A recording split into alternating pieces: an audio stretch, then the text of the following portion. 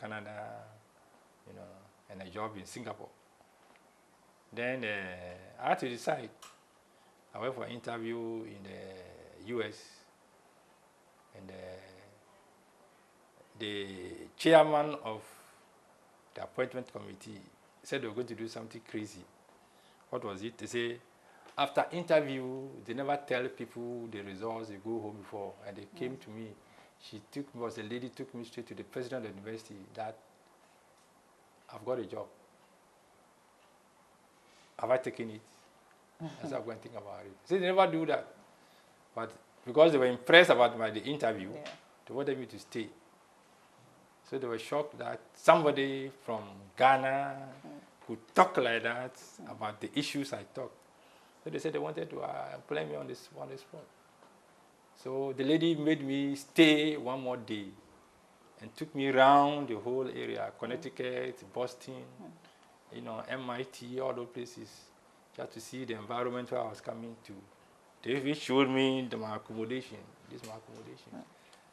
the school my children will go to. But one thing discouraged me. That was when we were going around, some of the roads were passing over. You could see at the side snow. They scraped the snow was taller than me. I said, me coming to stay here? I'll go back home. No. So after I left the interview, I went back to Vancouver. You know, then I told my wife, and we sat down, we decided, no, I'll go to Singapore. Because at that time I got the job in Singapore. Okay. So they also invited me to come there because they gave me an interview when I was in Vancouver. The interview was in San Francisco. So they invited me there. I went to San Francisco for the interview. Then also there on the spot, they gave me a job. I said, okay. So we went to compare US, Singapore. Then we talk about it, then we started Singapore. Because you hear stories like you keep to hear, you know, that you go to the school, there must be metal detector before you go inside. People are bringing guns to school and all of that. In the US? Yes, US. I want to go and teach. I don't want those programs. And when I went for the interview, there were these conflicts I saw. You know, the blacks in the school were trying to claim me. You know, as one of theirs. And the whites too were trying to claim me. I said, excuse me, I don't want that conflict. Me, I'm just coming to teach. When I saw all those things, I decided in my mind that this place, bye-bye, I'm coming. So when I went home, told my wife, no, we are not going there. So let's go to Singapore. So we left and went to Singapore. And the school in the US were very angry with me. Disappointed. The president called me, was very angry. Then he asked me whether, was it the money? So on the spot, he increased my salary by $10,000. Wow, $10,000. On the phone, just increased. I say, if that's the money, it's the money. Whoa. Come. I said, no. Monthly salary. Straight, he increased the money. I said, no, I won't come. I said, if you're already threatening me on the phone that, you should say, should I come and shoot you? And I said, so, sorry, I won't come. I'm going to Singapore. So I left and went to Singapore. And how much were they prepared to pay you at the time? Oh, it was just around $4,000 or $5,000 or so. And you preferred that to $10,000? Yes. Okay. Because it was environment that was cool, quiet, as developed as US, if not more developed than US. Okay. So everything was working. Yeah. The weather was fine. Yeah. So why should I go to US where, you know, there's always this discrimination. They see you are black, you are this, you are that, you are that. I was interested in that. You know, because my children had a lot of problems. Okay. You know, they're having a lot of problems in school. So from Singapore, you finally came home. Yeah. Legends of our time. Inspiring our generation. Now, let's look at what you do at the Ghana Mathematics Society. You're currently the president. What have you been doing there? Ghana Mathematics Society, also another interesting story. Yeah. Very interesting.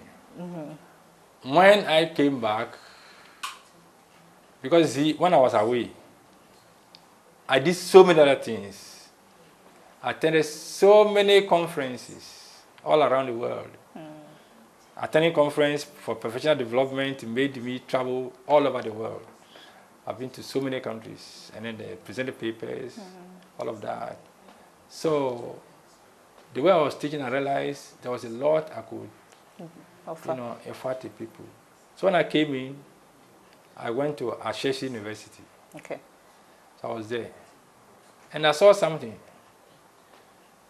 Every year, the students would come, and when they came, you could see that they were having difficulties in mathematics.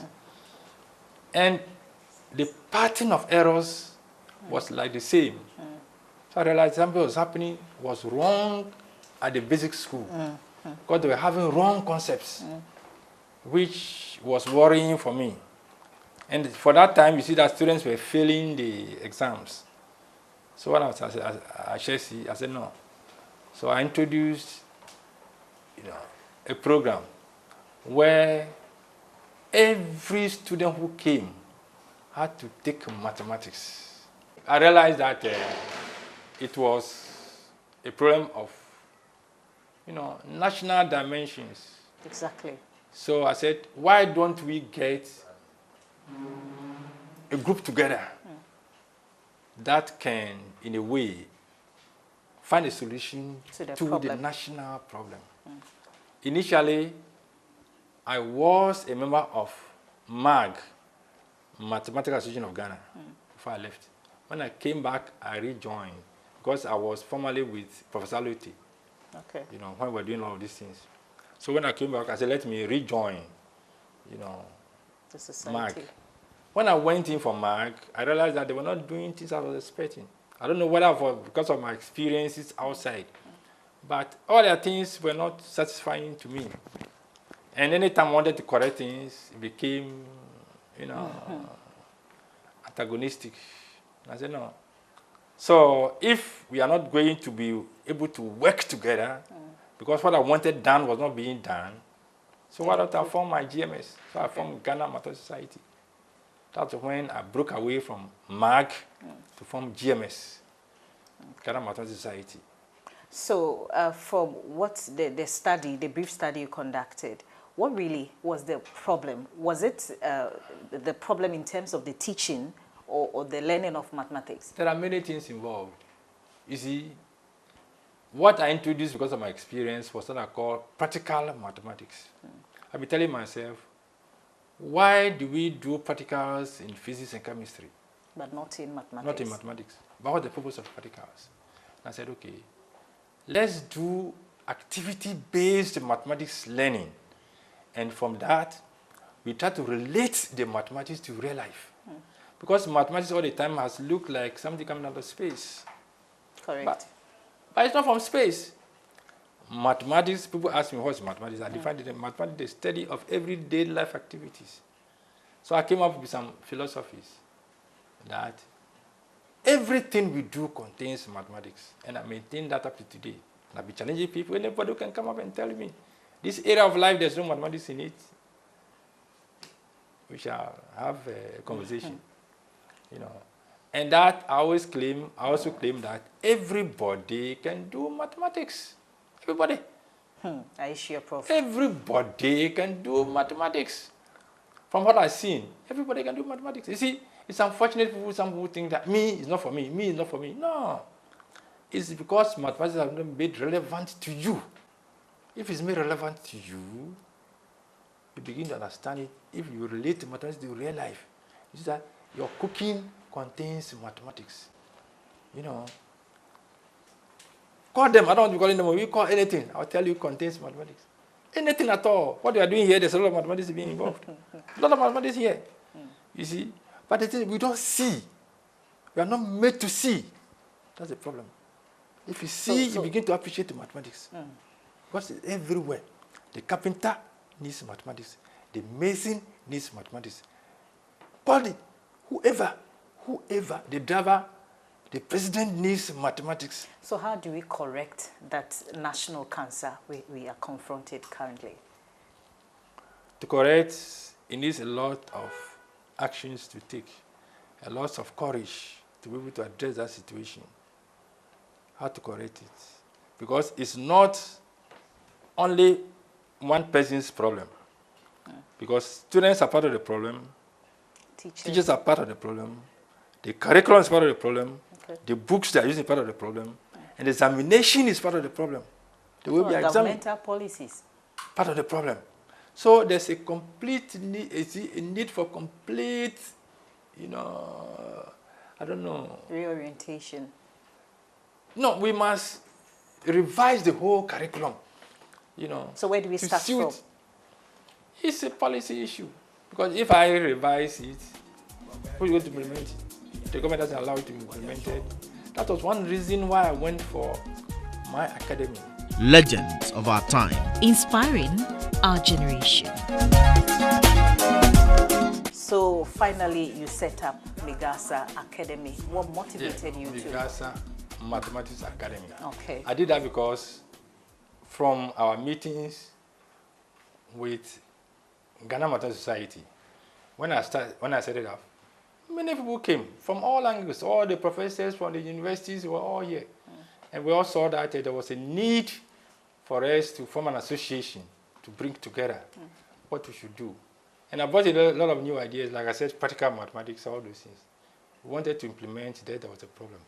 I didn't have any place to implement my ideas.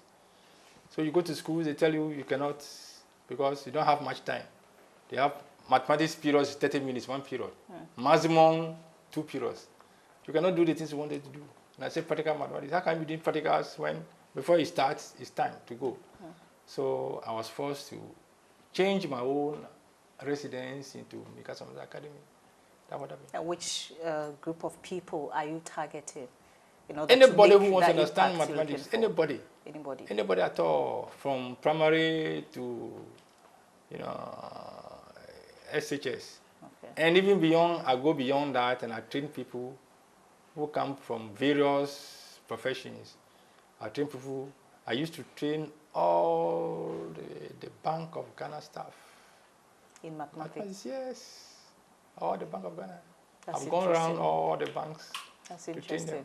And SOS people who come all over. Some people come to do their masters. I train them all on those things. So I used to do that because I realized that because when I say practical mathematics, hands-on activities, we do all those things. People first they don't understand, they don't see how possible that can be within the curriculum. So I said, let me show people it can be done. So What has been the impact over the years? Very, very, very successful. Okay. To the extent that 2010, the Minister of Education at the time came to me and said, because they've been hearing my students performing very well, those who come to me, they perform very well. So they came to me asking me, why don't you spread this all over the country? And I agreed to do that. So I had a tour of the whole Ghana. Okay. Went to every regional capital. We held seminars, and every seminar was fully attended. Every room was full, no space.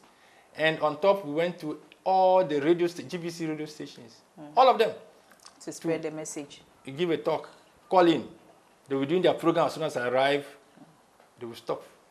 And we went to on the distance, go and talk. And the people were calling in.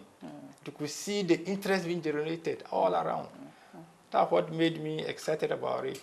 Okay. So from there, I started going around. I go to schools, show them what to do. The teachers will come, whatever. So we continued. Then I started holding camps for students. Every year we have a camp in August. Okay. And the whole country, every region will be here. And our space was too small. So we had to open new venues. I opened venues in Tamale, Kofridwa, Ho, Kitampo, Takwa, Somanya, all of them. We had camps every year. And people would come. And then after that, we went on to train teachers. Because I trained teachers from all the 10 regions of Ghana. Okay. And they came here. And other people were bringing their students here, like CAMFED, Campaign for Female Education. They came here. Plan Ghana. They brought people for me to train. So many. So people liked our approach to mathematics. And many have been excelling. And that's what gave us the confidence that what we are doing is fine. And that's what. And because of that, you were among 50 mathematics teachers shortlisted worldwide for the Vaki Foundation Global Teacher Prize worth $1 million. How excited are you about the nomination? Oh, for being excited, yeah, everybody will get excited when you are nominated for such things. But that wasn't my target. My target was just doing what I was doing. That's all.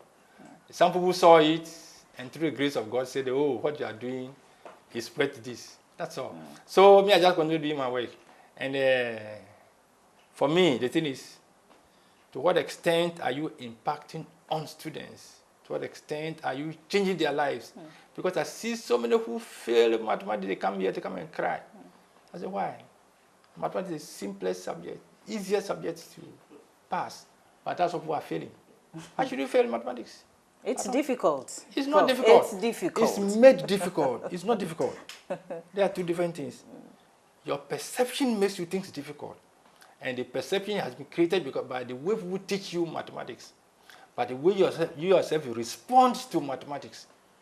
But mathematics is not a problem. It's not a problem at all. It's very simple, very easy, very everything. You see? So when I entered the competition, I entered. So what are your expectations? No, I just wanted to show the world what I do. That's all. They asked me so many questions about what I do, like you are asking me. I showed them so many things that I do. And then what have I developed?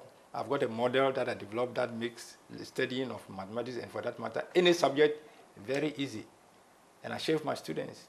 And those who come here, when I share with them, they go and get A, go and get A, go and get the one, go and get A. That's all. And that's my satisfaction. So when the parents come and tell me, oh, Prof, my child got A,